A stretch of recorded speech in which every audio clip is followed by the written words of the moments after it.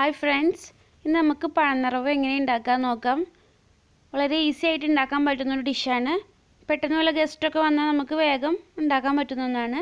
നമുക്കിത് എങ്ങനെ ഉണ്ടാക്കാൻ നോക്കാം. അതിന് വേണ്ടിയിട്ട് നമുക്ക് 2 വലിയ പഴം ഞാൻ സെൻറ്റർ കീറിയിട്ട് കൈ വെച്ചിട്ട് വലിയ ഗ്യാപ്പാക്കി വെച്ചിട്ടുണ്ട്. ഇതിലേക്ക് അണ്ടിപ്പരിപ്പ്, മുന്തിരി, അതുപോലെ തന്നെ 1/2 കപ്പ് തേങ്ങ ആവശ്യമുണ്ട്. ഇനി നമുക്കിതിലേക്ക് 1/4 കപ്പ് പഞ്ചസാര ആവശ്യമുണ്ട്.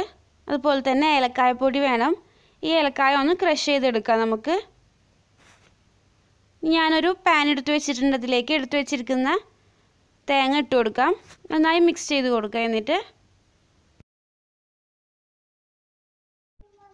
തേങ്ങ ലൈറ്റ് ബ്രൗണിഷ് കളർ ആവുന്ന വരെ നന്നായി ഇളക്കി കൊടുക്കുക. 2 മിനിറ്റ് നമുക്ക് കണ്ടിന്യൂസ് ആയിട്ട് ഇളക്കി കൊടുക്കുക, അല്ലെങ്കിൽ അടിയിൽ പിടിക്കുള്ളൂ.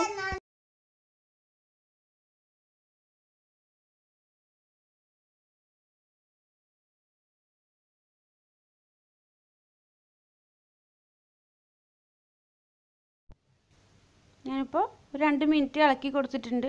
ഇനി നമുക്കിതിലേക്ക് എടുത്ത് വെച്ചിരിക്കുന്ന പഞ്ചസാര ഇട്ട് കൊടുക്കാം.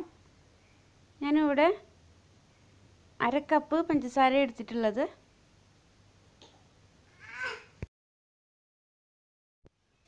നന്നായി മിക്സ് ചെയ്ത് കൊടുക്കുക. എപ്പോഴും പഞ്ചസാര ഇട്ട് കഴിഞ്ഞാൽ തേങ്ങ പെട്ടെന്ന് കരിയും. അതുകൊണ്ട് നമ്മൾ കണ്ടിന്യൂസ് ആയിട്ട് കൈ എടുക്കാണ്ട് ഇളക്കി കൊടുക്കുക. ഇനി നമുക്കിതിലേക്ക് ഏലക്കായപ്പൊടി 1/2 സ്പൂൺ ഇട്ട് കൊടുക്കാം. നന്നായി മിക്സ് ചെയ്ത് കൊടുക്കുക. എന്നിട്ട്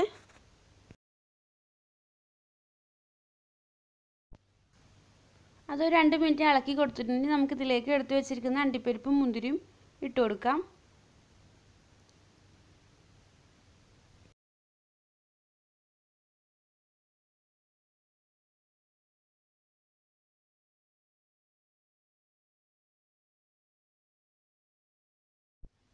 അത് നന്നായി മിക്സ് ചെയ്ത് കൊടുത്തതിന് ശേഷം നമുക്കിത് ഒരു പ്ലേറ്റിലേക്ക് മാറ്റി വെക്കാം. ഇനി നമുക്കിതിലേക്ക് മൈദ വേണം. ഞാനിവിടെ 1/2 കപ്പ് മൈദ എടുത്ത് വെച്ചിട്ടുണ്ട്. അതിലേക്ക് ആവശ്യത്തിന് ഉപ്പും അതുപോലെ തന്നെ 1/2 ഗ്ലാസ് വെള്ളം കൂടി ഒഴിച്ചു കൊടുക്കുക.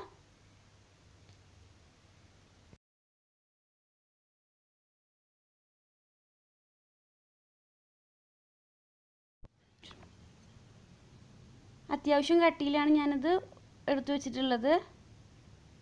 ഈ ഒരു കൺസിസ്റ്റൻസി ഇതിന് വേണം. ഇനി നമുക്ക് പഴം നിറക്കണം. അതിനുവേണ്ടി ഞാൻ എടുത്തു വെച്ചിരിക്കുന്ന പഴത്തിലേക്ക് വറുത്ത് വെച്ചിരിക്കുന്ന തേങ്ങ ഫില്ല് ചെയ്ത് കൊടുക്കാം. നന്നായി ഫില്ല് ചെയ്ത് കൊടുക്കുക. പഴത്തിൻ്റെ ഉള്ളിലേക്ക് നന്നായി അമർത്തി വെച്ച് കൊടുക്കണം തേങ്ങ.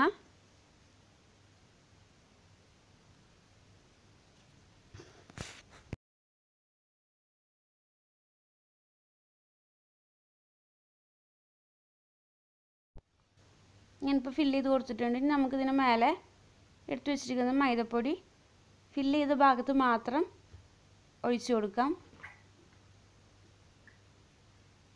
ചിലവരിത് ഫുള്ളായിട്ട് മുക്കി പൊരിക്കും. പക്ഷെ അങ്ങനെ മുക്കി പൊരിക്കുമ്പോൾ ഭയങ്കര കട്ടിയായി പോയി. മൈദ നമ്മളെപ്പോഴും പൊരിച്ചു കഴിഞ്ഞാൽ ഒരുപാട് കട്ടിയായി മാറും. അപ്പോൾ എല്ലാ ഭാഗത്തും ഭയങ്കര കട്ടിയായിട്ട് ഇരിക്കുള്ളൂ. അതാണ് ഞാൻ ഈ ഫിൽ ചെയ്ത ഭാഗത്ത് മാത്രം ഒഴിച്ചു കൊടുത്തിട്ടുള്ളത്.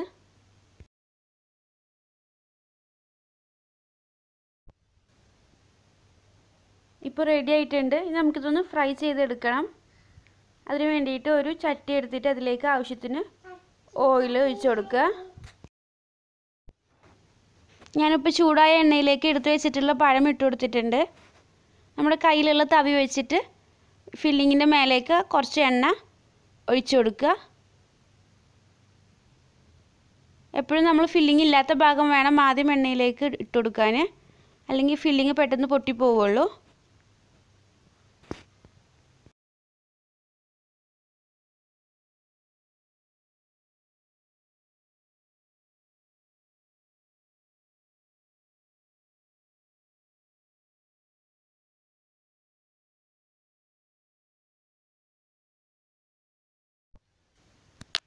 ഇപ്പോൾ ഒരു സൈഡ് മൊരിഞ്ഞിട്ടുണ്ട്. നമുക്കിതൊന്ന് തിരിച്ചിട്ട് കൊടുക്കണം. അങ്ങനെ നമ്മുടെ പഴം നിറച്ച് റെഡി ആയിട്ടുണ്ട്. വളരെ എളുപ്പത്തിൽ ഉണ്ടാക്കാൻ പറ്റുന്നതാണ്. പെട്ടെന്ന് വല്ല ഗസ്റ്റൊക്കെ വന്നാൽ നമുക്ക് വേഗം ഉണ്ടാക്കാൻ പറ്റുന്ന ഒന്നാണ്. എല്ലാവരും ട്രൈ ചെയ്ത് നോക്കണം.